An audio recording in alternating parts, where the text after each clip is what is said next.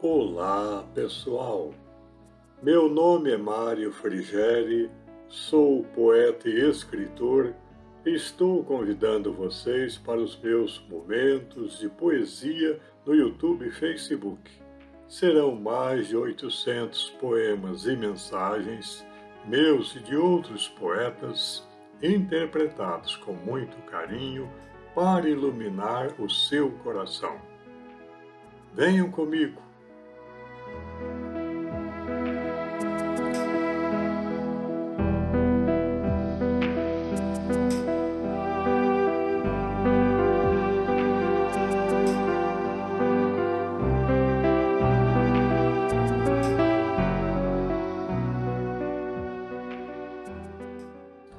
O Coração de Chico Xavier.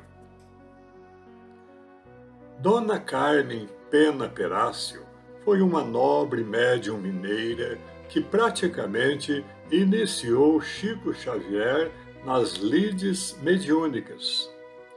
Diz Dona Carmen que em 1927, quando o jovem contava apenas 17 anos, viu desabrochar as suas faculdades e pouco tempo depois, durante uma sessão mediúnica, da qual o jovem participava, ela teve uma visão sobre a missão futura daquele humilde rapazinho.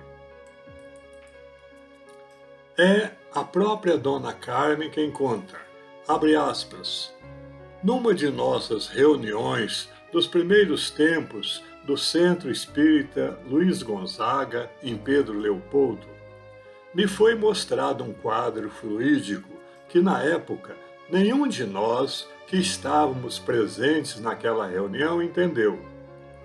Com minha visão mediúnica, pude ver que do teto estavam chovendo livros sobre a cabeça do Chico, bem como sobre todo o nosso grupo.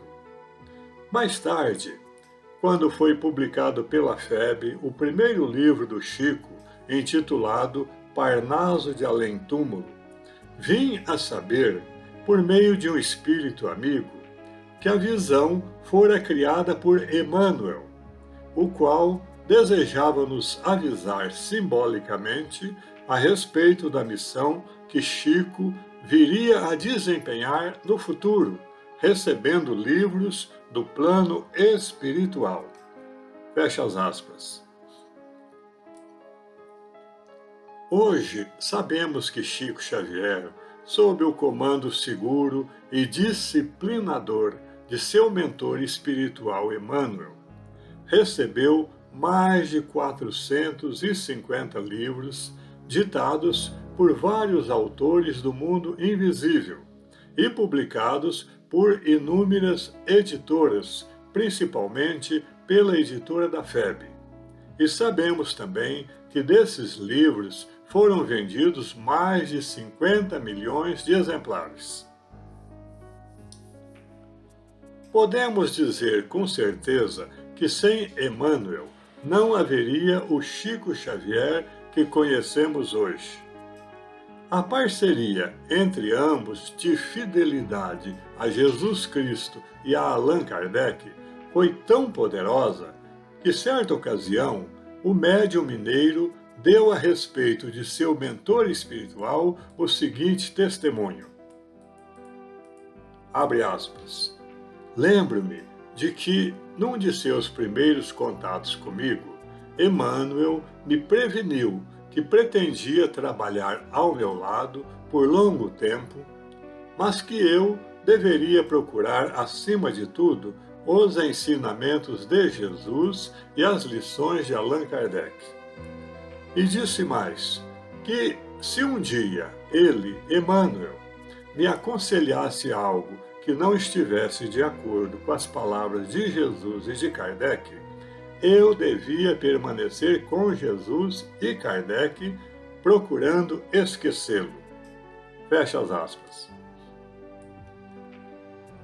Não obstante a singeleza de sua vida e a luta constante pela sobrevivência, Chico Xavier foi indicado na década de 1980 ao Prêmio Nobel da Paz e, em 2012, foi eleito o maior brasileiro de todos os tempos, em concurso realizado pelo SBT e pela BBC, cujo objetivo era eleger aquele que mais fez pela nação e que mais se destacou pelo seu legado à sociedade.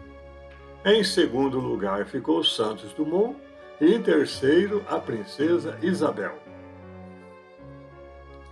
Mas, para chegar tão alto, Chico teve que partir lá de baixo.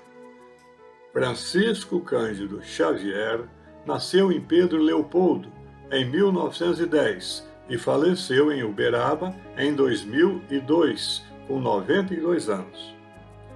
Foi médium fiel à doutrina espírita e filantropo, alma profundamente devotada à caridade, tornando-se um dos mais importantes expoentes do espiritismo no Brasil e no mundo.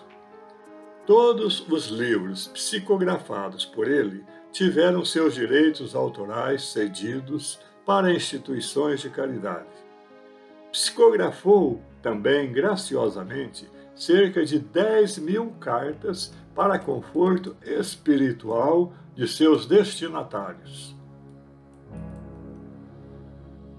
Nascido em lar pobre, filho de um modesto operário, João Cândido Xavier, e de uma simples lavadeira, Maria João de Deus, ambos analfabetos, Chico Xavier, juntamente com seus 8 irmãos, ficou órfão de mãe quando tinha apenas 5 anos. No leito de morte, a mãe prometeu nunca abandoná-lo. O pai, sem recursos para criar os filhos, viu-se obrigado a entregar alguns deles aos cuidados de familiares e pessoas amigas. E o pequeno Chico ficou com a madrinha, Dona Rita de Cássia, que o maltratava muito, utilizando-se inclusive de uma vara de marmelo. Todas as vezes que ele aguentava as surras sem reclamar, sua mãe lhe aparecia perto de uma bananeira no quintal da casa para reconfortá-lo, prometendo-lhe que um anjo cuidaria dele. E esse anjo veio mais tarde na forma de uma nova madrasta, Dona Cidália, uma pessoa muito bondosa que só aceitou casar-se com o Sr. João se todos os filhos fossem reagrupados e voltassem a morar com eles. Esse fato trouxe um novo alento à vida do Chico. O menino começou a trabalhar muito cedo, aos 8 anos, para ajudar no sustento da família. Seus empregos foram de vendedor de um pequeno armazém, tecelão e datilógrafo, tendo mais tarde vivido de forma modesta do salário que recebia como simples funcionário do Ministério da Agricultura. E cedo também vieram as doenças que o acompanharam por quase toda a vida. Primeiro, a doença dos pulmões, depois dos olhos e depois a angina, que lhe provocava constantes dores no peito. Interessante é que em 1931, ano em que ele conheceu Emmanuel, Chico lhe perguntou se Jesus não poderia curar a doença de seu olho esquerdo, que lhe fazia sofrer muito. E Emmanuel lhe pediu que tivesse paciência, porque ele já estava sob o cuidado de benfeitores espirituais e da assistência de médicos amigos. Chico volta a insistir, perguntando-lhe se, pelo fato de ser médium, o plano espiritual não poderia curá-lo. E Emmanuel lhe responde, abre aspas, por que você receberia privilégios por ser médium? A condição de médium não o exonera da necessidade de lutar e sofrer em seu próprio benefício, como acontece a todas as criaturas que se encontram no plano físico. Lembre-se das palavras de Jesus: Vinde a mim, todos vós que estáis cansados e sobrecarregados, e eu vos aliviarei. Você compreendeu bem? Jesus disse: Eu vos aliviarei, e não eu vos curarei. Porque, na maioria das vezes, a doença é um agente providencial que sempre vem em nosso auxílio. Fecha as aspas. E assim, Chico continuou convivendo com as doenças por toda a sua vida. Feita esta apresentação, devemos esclarecer que neste vídeo não vamos falar do homem público e médium extraordinário de reconhecimento internacional que foi Chico Xavier, mas vamos nos reportar apenas a 6 acontecimentos singelos, dos quais 5 foram narrados por ele e que nos emocionaram muito. Esses fatos contados por ele e que aconteceram em sua longa vida de 92 anos podem ser encontrados nas seguintes obras: Meus Pedaços do Espelho, de Marlene Nobre; No Mundo de Chico Xavier, de Elias Barbosa; e Lindos Casos de Chico Xavier, de Ramiro Gama.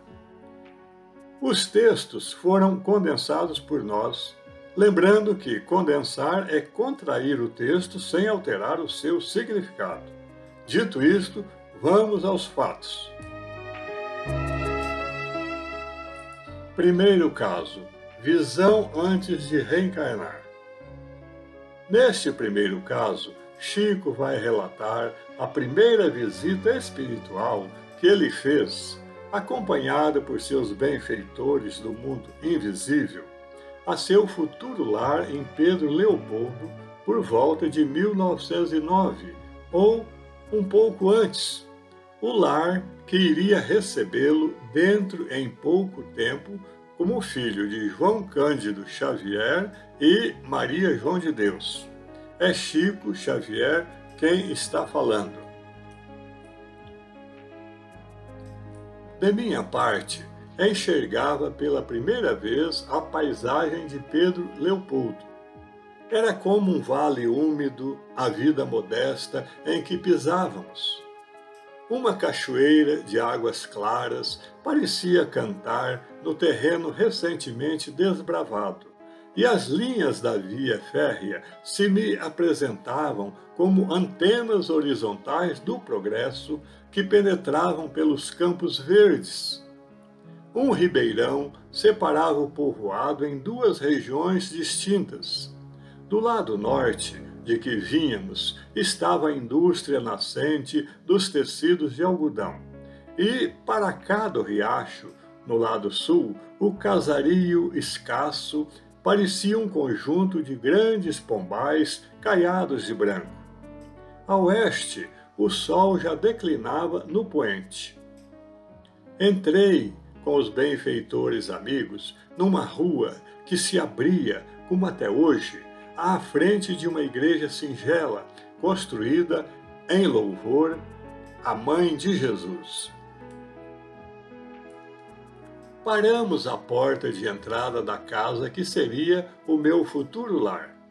Aguardamos alguns minutos de expectativa, quando então, jovem senhora, em companhia de outras, se destacou para entrar na residência humilde. Era morena, de baixa estatura, vestindo roupa simples e de sorriso amigo, evidenciando resignação e simplicidade. Os cabelos trançados se enrodilhavam de modo gracioso em sua cabeça. Despediu-se das companheiras que seguiram em frente e passou por nós sem ver-nos. Um dos benfeitores explicou: Esta é a nossa irmã Maria João de Deus. Em várias existências anteriores, ela brilhou na cultura do mundo e por várias vezes se consagrou à religião em casas de fé. No entanto, Em fins do século passado, pediu a maternidade por tarefa principal, rogando ambiente de extrema pobreza para burilar a sua própria alma. Agora, ela está com 26 anos na experiência física. Tem um marido operário, junto de quem é humilde tecelã numa fábrica de tecidos, e já foi mãe de 8 filhos, tendo perdido uma filhinha desencarnada em idade tenra e mantendo ainda 7 filhos que estão em crescimento. E Chico continua narrando. Uma simpatia profunda me ligou imediatamente àquela mulher humilde e tranquila.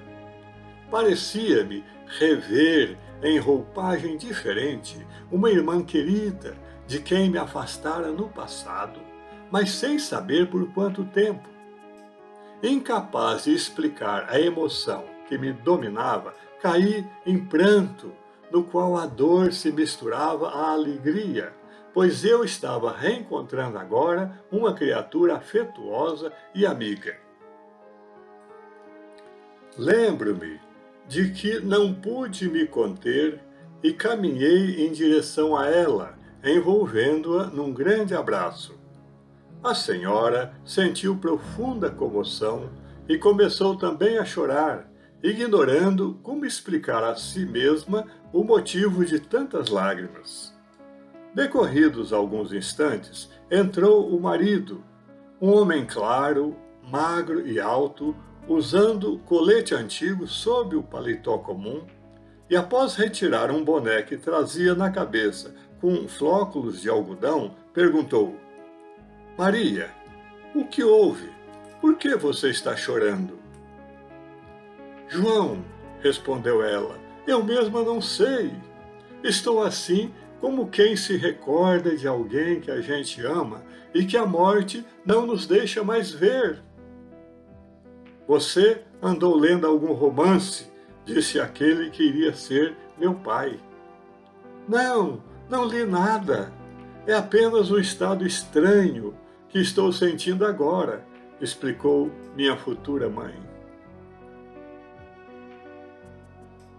O dono da casa foi para o interior da moradia, de onde vinham vozes e choros de crianças, e Maria João de Deus sentou-se e orou naquela sala estreita, rogando a Jesus a paz de quem ali estivesse, na condição de alma afogada em saudade e sofrimento. Andei então pelos recantos da casa, na qual deveria em breve habitar.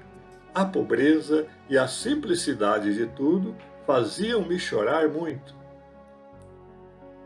Finda a visita, retornamos à vida espiritual e pouco tempo depois voltei àquela casa singela para que fosse ligado definitivamente a Maria João de Deus pela reencarnação.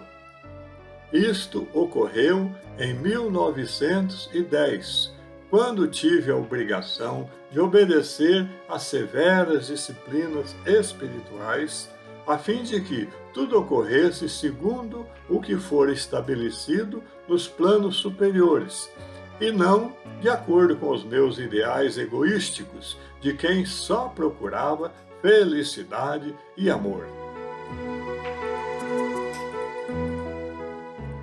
Segundo caso, redação sobre a história do Brasil. Neste segundo caso, Chico vai relatar o que aconteceu com ele nos seus primeiros anos escolares. Diz ele: Em 1922, eu estava com 12 anos de idade e frequentava o 4º ano do Grupo Escolar São José, em Pedro Leopoldo. Era o ano de muitas comemorações do primeiro centenário da independência do nosso país. O governo do estado de Minas Gerais instituiu prêmios para os alunos que apresentassem as melhores páginas sobre a história do Brasil.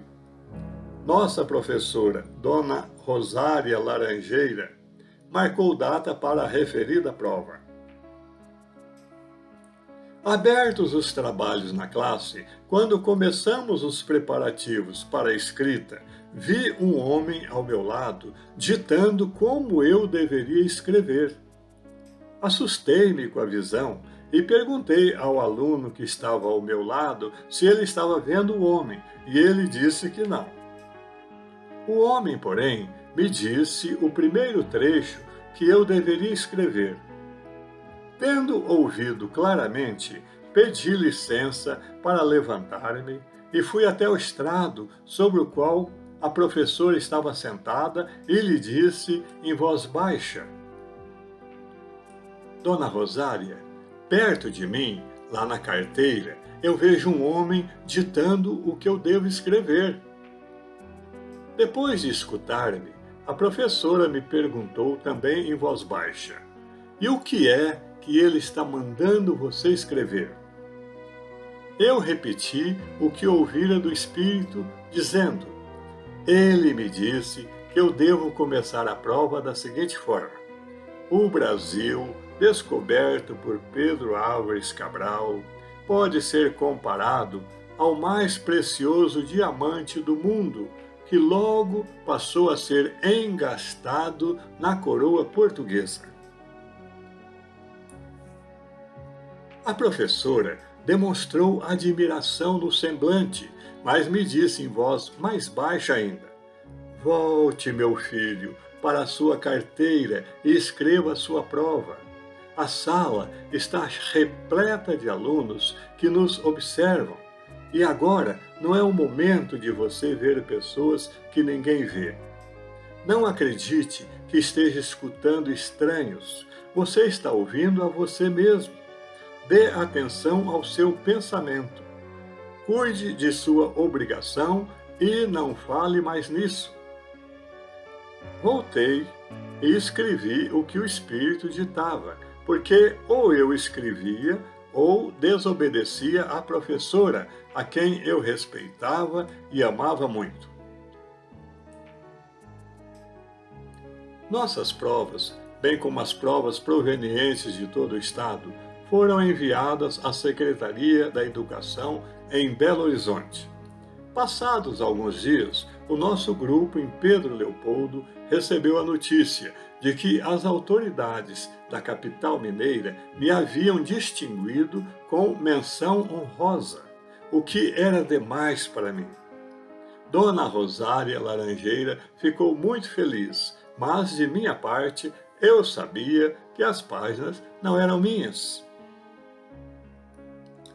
Amigos de Pedro Leopoldo tomaram conhecimento do assunto e houve quem dissesse que eu havia copiado o trabalho de algum livro de história. Dona Rosária acreditava em minha sinceridade, mas a nossa turma no grupo ficou dividida. Alguns diziam que eu falava a verdade, outros, porém, me consideraram mentiroso. Muito me desgostavam as acusações que passei a sofrer na vida escolar por causa desse acontecimento. Até que um dia, durante a aula, um colega disse que se eu vir realmente um homem do outro mundo ditando a prova, era natural que eu o visse de novo, ali mesmo e naquela hora, para escrever sobre algum assunto que a própria classe viesse a sugerir.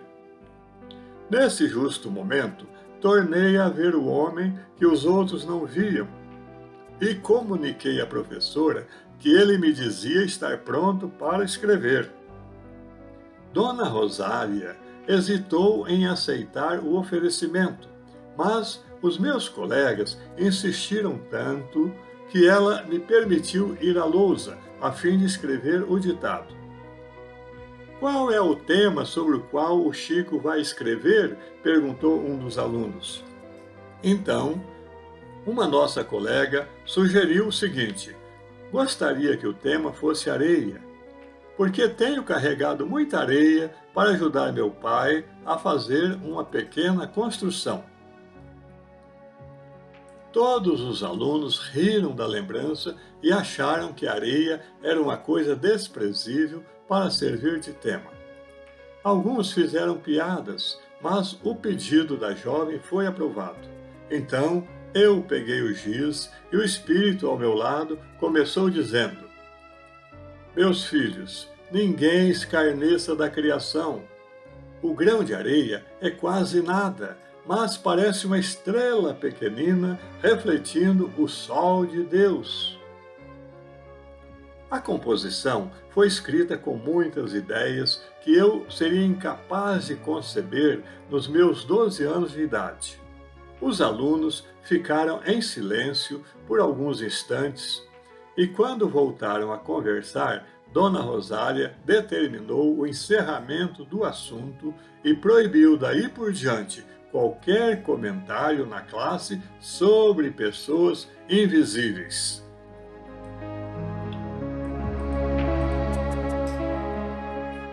Terceiro caso, o padre Scarzelli. Neste terceiro caso, Chico vai relatar como foi orientado por um padre sobre os seus fenômenos mediúnicos. É ele quem está falando. Desde criança, em Pedro Leopoldo, eu via, no quintal de nossa casa, minha mãe desencarnada, bem como vários outros espíritos. Mas as pessoas que me cercavam não conseguiam compreender minhas visões e acreditavam que eu estivesse mentindo ou que estivesse sob perturbação mental. Cresci, assim, debaixo de muitos conflitos íntimos, porque de um lado estavam os adultos que me repreendiam, e do outro estavam os espíritos que me confortavam. Passei, então, a contar esse drama durante a confissão ao padre Sebastião Scarzelli, o qual me ouvia paternalmente de 2 em 2 meses. Ele me ouvia admirado e compadecido. Não posso afirmar que ele acreditava em tudo o que eu dizia, mas ele sempre me tratava com a bondade de um pai e me ensinava a orar e a confiar em Deus. Lembro-me de uma vez em que, quando eu tinha 15 anos, estava debaixo da perseguição de um espírito sofredor. Chorei muito na confissão, rogando ao padre para me livrar daquele perseguidor. Ele então se levantou e veio a mim, dizendo que eu não devia chorar devido àquelas visões, porque, se elas viessem de Deus, Deus, por certo, me abençoaria e me daria forças para fazer o que devia ser feito. Em seguida, caminhou ao meu lado e, vendo que eu estava descalço, me perguntou se eu gostaria de ter um par de sapatos. Eu disse que sim, e ele me levou a uma loja de calçados e comprou um par de sapatos para mim. Conto isso porque percebi que ele queria me ver alegre e esquecesse o estado de angústia em que eu me encontrava. Quando conheci a doutrina espírita aos 17 anos, fui então me despedir do padre Scarzelli. Ajoelhei-me, como sempre, no confessionário e lhe falei de minha nova situação. Disse-lhe que o Espiritismo havia curado a minha irmã e que os livros de Allan Kardec, que eu estava lendo, estavam melhorando muito o meu estado íntimo. Ele me disse que a Igreja não aprovava o Espiritismo e que eu era muito jovem para assumir esse compromisso. Respondi-lhe que, apesar de respeitá-lo muito, eu estava decidido a dedicar-me à mediunidade. E ele permaneceu calado. Então eu lhe disse que não queria separar-me dele, que sempre foi tão bom para comigo, deixando-o contrariado. Pedi-lhe que me desse a mão e, depois de beijá-la, roguei que me abençoasse. Ele então me disse: Seja feliz, meu filho. Vou rogar a Nossa Mãe Santíssima para que te abençoe e te proteja. Levantei-me e saí. E quando cheguei à porta da igreja, voltei-me para vê-lo ainda uma vez e notei que ele, mesmo de longe, me acompanhava com o olhar e me sorria com muita bondade.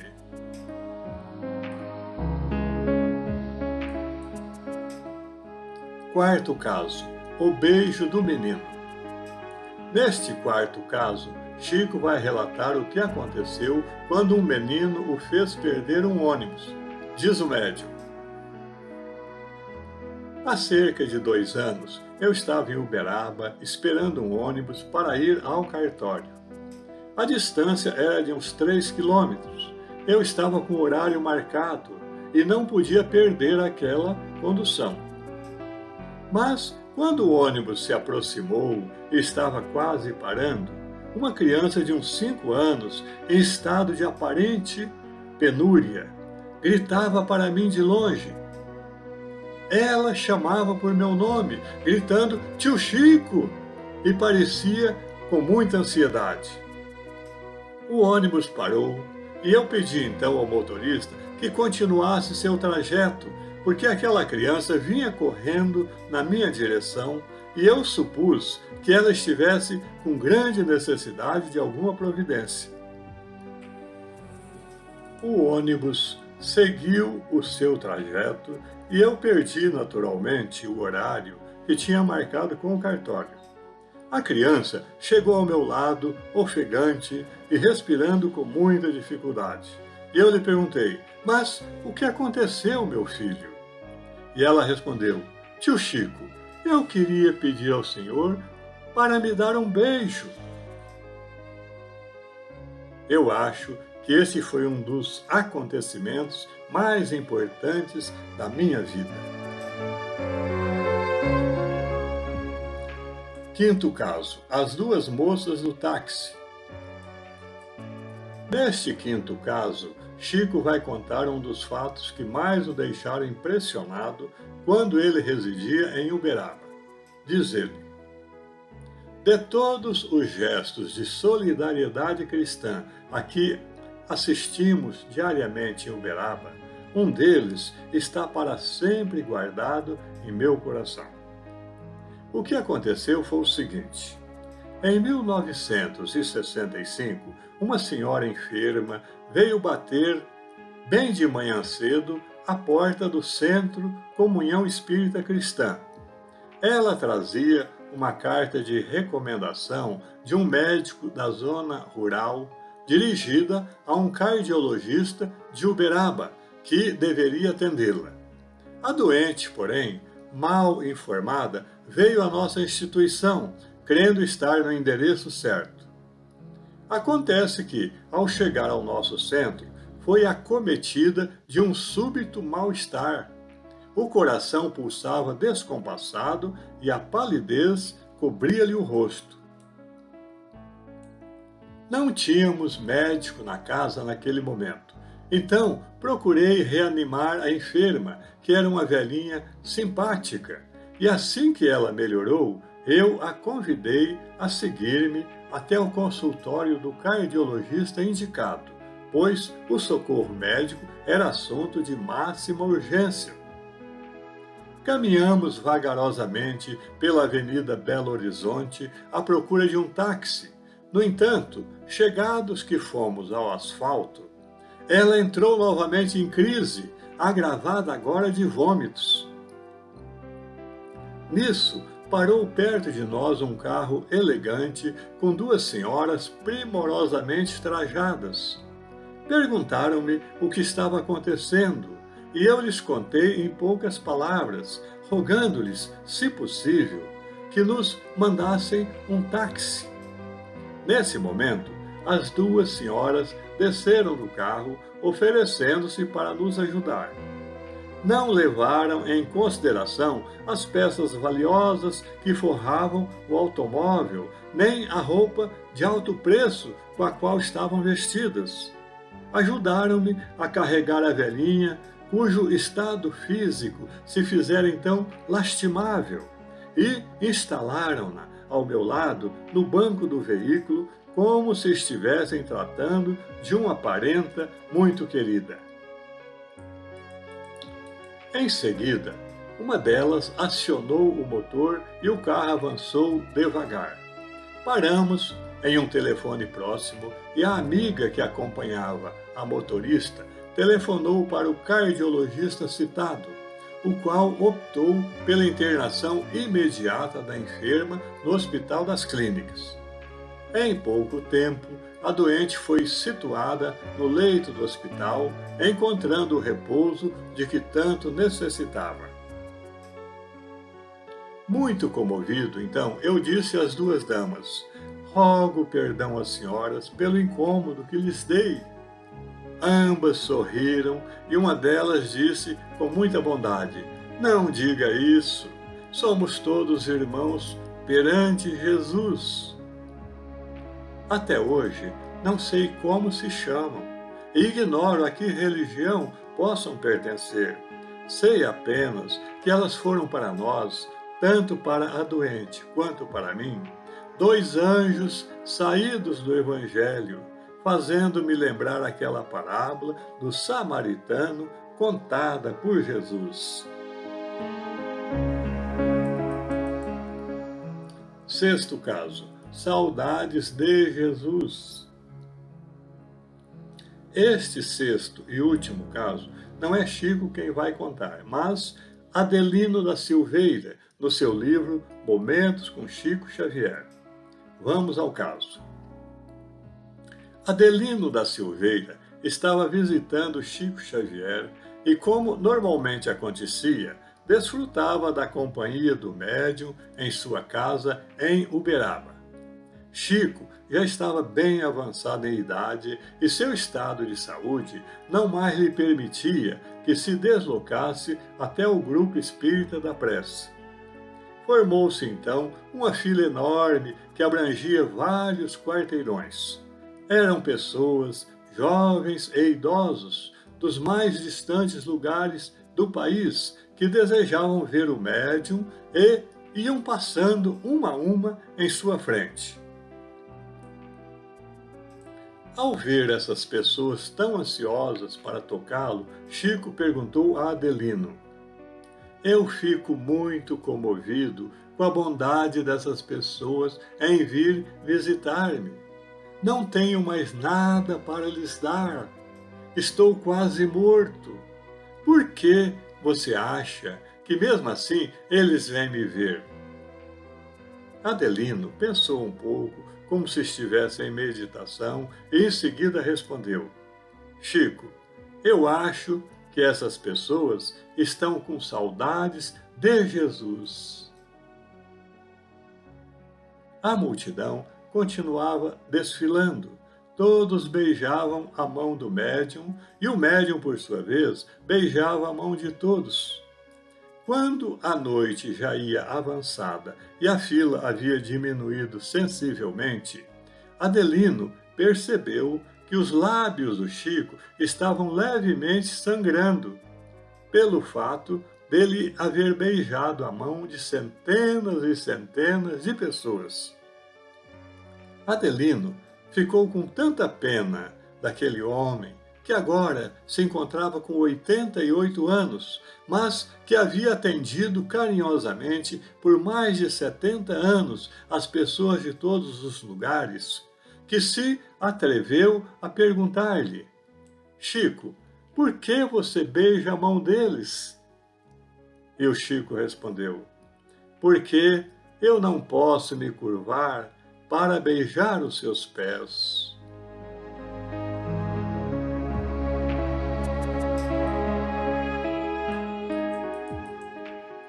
O coração de Chico Xavier.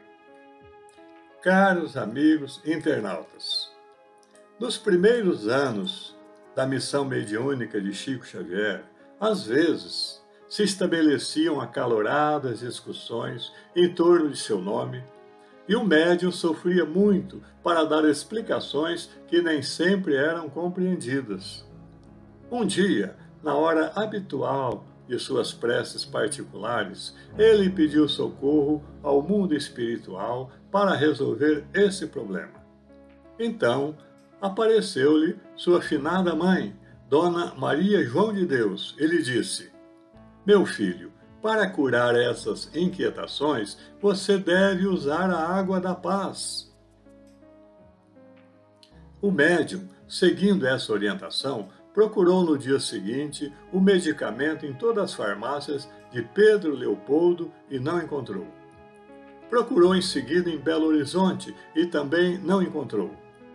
No final de 2 semanas de inútil procura, quando já estava desanimado, sua mãe apareceu-lhe de novo e lhe disse: "Não precisa viajar tanto para achar a água da paz. Você pode obter esse remédio em sua própria casa, porque a água da paz pode ser a simples água do pote." Então, sua mãe explicou-lhe como deveria usar a água do pote, agora transformada em água da paz, para resolver todas aquelas inquietações que o assaltavam quando os amigos em derredor criavam tantas discussões e polêmicas a seu respeito. Chico seguiu sua orientação e resolveu o problema. Pois bem, meus amigos, essa água da paz pode ser usada também por qualquer um de nós para resolvermos nossos problemas quando estivermos envoltos em situações iguais àquelas do Chico. Mas o que a mãe lhe disse para fazer com a água da paz? É o que vamos ver agora no poema que elaboramos a respeito desse assunto, publicado em nosso livro O Esplendor das Bem-aventuranças, lançado pela Mundo Maior Editora, e republicado em Reformador, Mensário da FEB, em abril de 2011. Chico e a água da paz. Quem crer em mim, como diz a Escritura, do seu interior fluirão rios de água viva. Jesus, João 7,38. No princípio, o médium, em seu apostolado, de viver o amor em doação fraterna, viu-se combatido e muito questionado, ficando aturdido e até mesmo magoado, o que deu ensejo à intervenção materna. Meu filho querido, quando a inquietação vier perturbar a tua intimidade, a água da paz é a grande solução. Ela abranda a mente e adoça o coração, libertando o ser de toda ansiedade. Se, em derredor, a discussão perdura, trazendo tumulto à cidadela d'alma, coloca na boca um pouco de água pura, mas sem engoli-la, mantém-na segura, lava nela a língua, que a tensão se acalma. É assim que Chico Xavier se faz, doador feliz da linfa apetecida, ao se ver envolto em tema que despraz, ou fechava a boca e dava água da paz, ou abria a boca e dava água da vida.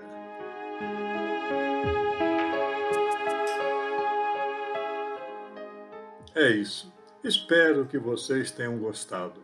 Obrigado por assistir a nossos vídeos. Não se esqueça de deixar seu like, inscreva-se e acione o sininho para receber em primeira mão os próximos poemas e mensagens. Um grande abraço e muita paz.